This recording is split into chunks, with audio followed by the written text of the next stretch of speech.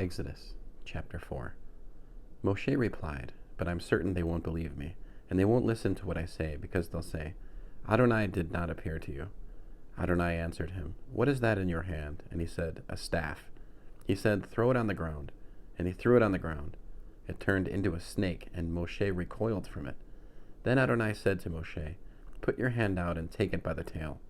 He reached out with his hand and took hold of it, and it became a staff in his hand. This is so that they will believe that Adonai, the God of their fathers, the God of Avraham, the God of Yitz'chak, and the God of Yaakov, has appeared to you." Furthermore, Adonai said to him, "Now put your hand inside your coat." He put his hand in his coat, and when he took it out, his hand was leprous, as white as snow. Then God said, "Now put your hand back in your coat." He put his hand back in his coat, and when he took it out, it was as healthy as the rest of his body. If they won't believe you or heed the evidence of the first sign, they will be convinced by the second. But if they aren't persuaded even by both those signs and still won't listen to what you say, then take some water from the river and pour it on the ground. The water you take from the river will turn into blood on the dry land. Moshe said to Adonai, "O Adonai, I'm a terrible speaker. I always have been, and I'm no better now, even after you've spoken to your servant. My words come slowly, my tongue moves slowly." Adonai answered him, "Who gives a person a mouth? Who makes a person dumb or deaf, keen-sighted or blind? Isn't it I, Adonai? Now, therefore, go, and I will be with your mouth and will teach you what to say." But he replied, "Please, Lord, send someone else, anyone you want." At this, Adonai's anger blazed up against Moshe. He said, "Don't you have a brother, Aharon, Aaron the Levi? I know that he's a good speaker. In fact, here he is now coming out to meet you, and he'll be happy to see you. You will speak to him and put the words in his mouth, and I will be with your mouth and his, teaching you both what to do. Thus he will be your spokesman to the people. In effect, for you he will be a mouth, and for him you will be like God.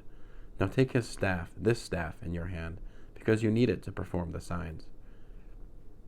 Moshe left, returned to Yitro his father-in-law, and said to him, "I beg you to let me go and return to my kinsmen in Egypt, to see if they are still alive." Yitro said to Moshe, "Go in peace." Adonai said to Moshe in Midian, "Go on back to Egypt, because all the men who wanted to kill you are dead." So Moshe took his wife and sons, put them on a donkey, and started out for Egypt. Moshe took God's staff in his hand.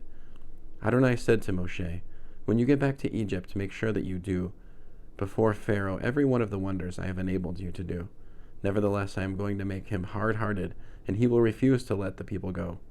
Then you are to tell Pharaoh, 'Adonai says, Israel is my firstborn son.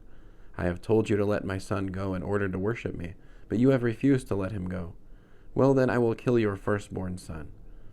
At a lodging place on the way, Adonai met Moshe and would have killed him, had not Zipporah taken a flint stone and cut off the foreskin of her son. She threw it at his feet, saying, "What a bloody bridegroom you are for me." But then God let Moshe be. She added, "A bloody bridegroom because of the circumcision." Adonai said to Aharon, "Go into the desert to meet Moshe." He went, met him at the mountain of God, and kissed him. Moshe told him everything Adonai had said in sending him, including all the signs he had ordered him to perform. Then Moshe and Aharon went and gathered together all the leaders of the people of Israel. Aharon said everything Adonai had told Moshe, who then performed the signs for the people to see. The people believed when they heard that Adonai had remembered the people of Israel and seen how they were oppressed. They bowed their heads and worshipped. End of Exodus chapter 4.